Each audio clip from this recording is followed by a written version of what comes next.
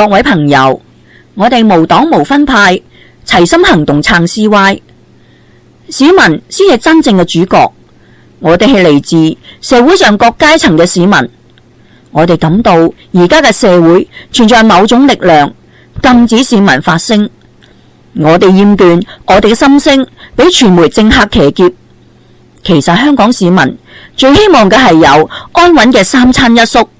我哋希望啲政客唔好再小題大做，拖政府後腿，拖垮民生。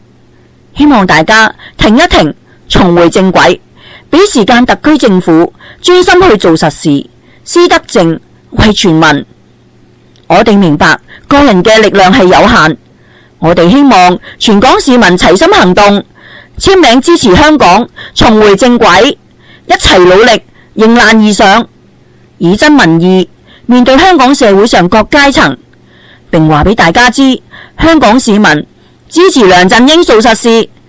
希望社會各界俾個機會小市民做翻件實事發聲，唔好再騎劫我哋，唔好幫我哋代言。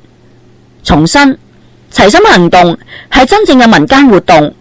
如果有團體組織名義企圖騎劫呢次活動，齊心行動統籌部必定公開點名譴責，因為呢次香港市民先係真主角。期望特區政府能夠排除萬難，加油！期望特區政府能夠排除萬難，加油！齊心行動，加油！齊心行動，加油！